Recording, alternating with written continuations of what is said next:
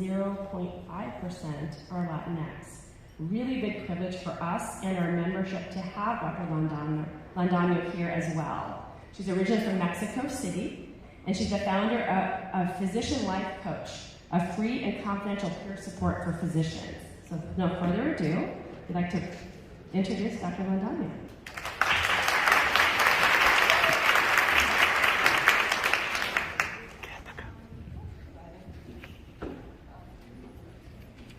All right, well, thank you so much. I'm trying to figure out the timer because this is like the Twitter version, right? 10 minutes is really short. I like to go on and on, but this is Twitter version. So first, I'd like to really just spend a second. Some of you that were yesterday in my session, the coaching session, I'm actually founder of Physician Coach Support, which is a free platform we'll talk about. But the first thing I want to do is just take 10 seconds, 5 seconds to really acknowledge what the last 2 to 3 years have really been for all of us in healthcare, especially, frontline, emergency, ICU, all the people that were there when maybe we were doing telehealth with surgeons or we stopped operating, and that took a lot of bravery.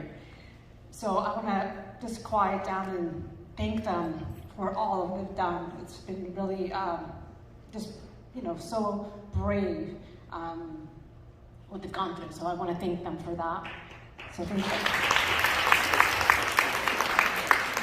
And the second thing is really, about gratitude, about being so grateful to be here. I did my residency at Kaiser, Permanente, Los Angeles. I'm now at City Hope. And I was actually invited by Dr. Sanders, who's ER physician at Kaiser, to come here because I became very passionate about wellness and mindfulness and burnout. And I talk about this a lot. And this is not something I usually talk about. I don't do talks about urology or prostates or vaginas, although I'm sure it's really interesting and fun for everybody to learn about. But my passion has really been humans and humanity. And I went through med school and residence and all that, and I was really always thinking, when are we gonna talk about the humans? And when are we gonna do the healing? And when are we gonna talk about looking at people in the eyes and really being present and acknowledging that? And at UCLA, we did have a class about that. It's called doctorate. We practiced with the actors, and they stopped. They're like, don't say that. And, so we did do that, and that was fun.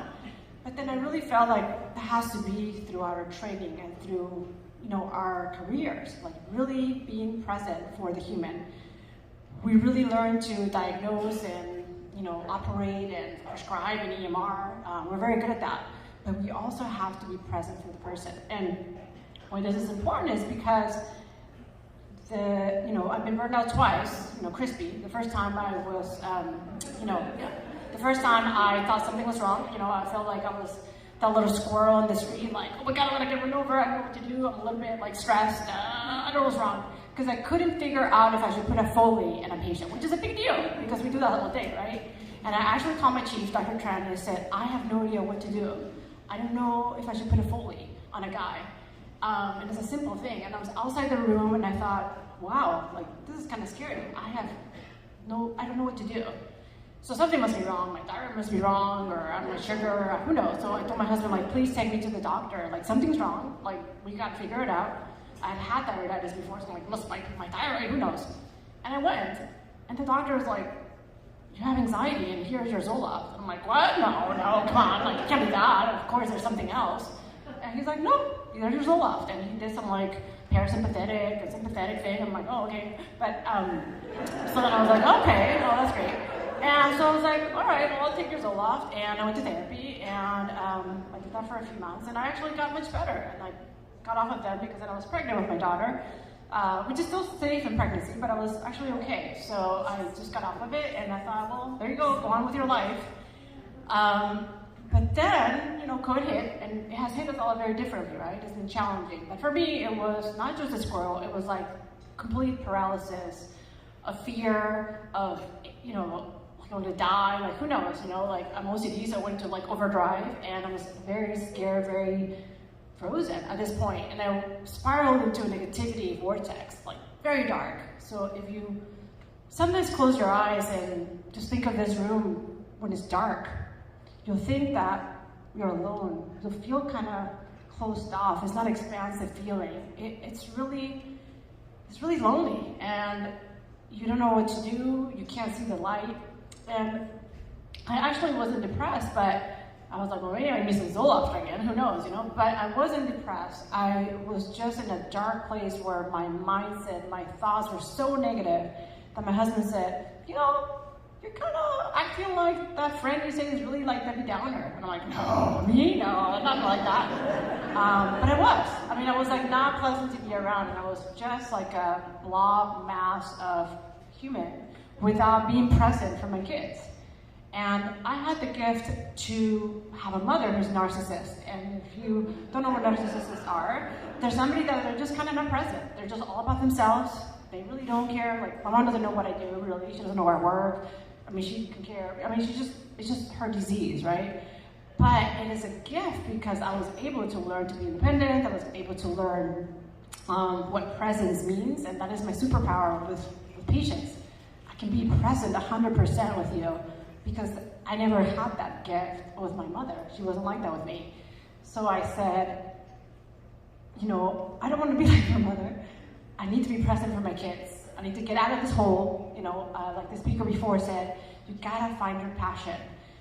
What am I good at? And so I would be in bed with my grumpy pants face. I'm like, I hate this world. I'm gonna get out of here. And I found coaching, and I said, yeah, I'm gonna do coaching because I want to get out of here, and that's my plan B, and I'm gonna make $500,000, and I'll see you later, and I'm out. Peace. Okay? And yeah, I actually spent $33,000 the last year in self-development. I became a life coach, also did business coaching, and I'm doing like a path to meditation mastery. So $33,000 that I spent in my development, because we are worth it. We are valuable. We deserve to take care of ourselves. We are valuable. And it is my gift. Just like I spend, I don't know how much thousands of dollars in UCLA and Claremont, McKenna. That's all the expensive artwork. But this is for you, and your mental health is the most important thing you have. Without mental health, you have no health. I couldn't sleep. I woke up every 2 hours. I lost weight. I was like this little chihuahua, right? It's kind of funny now you see me. I was like skinny chihuahua. It's not sexy. It's not. It's gross. And, you know, I had GERD. I was on Protonix. I couldn't run across a room. I had chest pain. I really was at shortness of breath. I'm like, I have COVID, I have COVID, I have COVID. No, it's not COVID. It's called stress, people. And my joints hurt. At the end, I'm like, my joints hurt. I went to a rheumatologist, cardiologist, I mean, all these people. And you know what it is? It's not COVID. It's nothing. It's called stress. 90%, up to 90% of the visits for doctors are stress-related. And people are like, what? No, what? Yeah, it is. Your pelvic pain, your overactive bladder, your testicle pain. I actually love it now because it's like, oh, poke the bear of stress. That's what it is, okay? And it's like crying, everybody cries in my office. It's like psychourology, all day. But that's okay. That's okay, that was my calling. It's just a little different, okay? So we cry and we talk about who died and all the stuff that's going on in their lives that affects their bladder. I'm like, oh yeah, here's your Flomax, you know? So that's what we do. But it's really important. And I don't just say it to be like, oh yeah, stress is important, because I lived it. I had the gift of having this for a year, and I don't want to like mess up the quote, so I just want to read it. Okay, here it is. You have to really go through it. It's a gift. It's a gift that was a whole year long. And there's a quote from Edwin McNeil Potier, I don't say it. He says, he cannot heal who has not suffered much, for only sorrow understands. They will not come for healing at our touch, who have not seen the scars upon our hands. So if you want empathy, right, you have to be a patient. To go through this makes you understand. And so when I lay in bed, I said, what am I good at? And I'm 0. Oh, shit. Okay, I'm gonna be fast. I'm a 0 time, so I'm gonna get out of here. But I lay in bed and I'm like, what am I good at? What can I do? Like, what is it? And I didn't realize that's actually a spiritual crisis. When you get in touch with your authenticity, with your spirituality, those are questions you ask. Who am I? What am I good for? And what can I serve people for or to? And, you know, what gifts can I share with others? So then I got into a lot of spirituality and things like that and meditation. And so I want to end quickly with something that I was asked about in a recent podcast from Kevin and Dee. Because when I all this started, I also had never written anything, and now I've written 25 articles in the last year. Kevin and Dee, Mescape, Doximity, Thrive Global. I've given grand rounds at Brown University, Miami, all those places, and I go to podcasts, very frequently, talking about this because this stuff matters. This stuff matters. You matter. And that's why I found it was called Physician Coach Support, because I became a life coach, not to make $500,000, because I really don't care. Thankfully, we have money, we have savings, I have no debt. I have a smart husband who stays at home with the kids after being in private equity, so he's a stay-at-home dad. And, I said, I'm not a psychiatrist, but I'm a life coach, and I'm gonna get physicians to come and volunteer their time to help other people with whatever they need, for free. It's confidential and it's free, and it was founded because I believe in hope, I believe in people, I believe in humanity, and when I was in a dark place, I do something called Physician Support Line, which is similar, but it's run by physicians who are psychiatrists. And I don't know what I talked about, probably something about work I was complaining about, but that 1 hour or 30 minutes that she gave me so much hope in humanity, because we can focus on all the bad stuff and Roe versus Wade and blah, blah, blah. And yes, there's bad, but there's so much good. People will volunteer their time. 36 physicians volunteer their time to be there for anybody. If that doesn't give you hope in humanity, I really don't know what will. So, there is darkness, but the darkness declares the glory of light, and that's T.S. Eliot. So thank you so much. I really appreciate your time.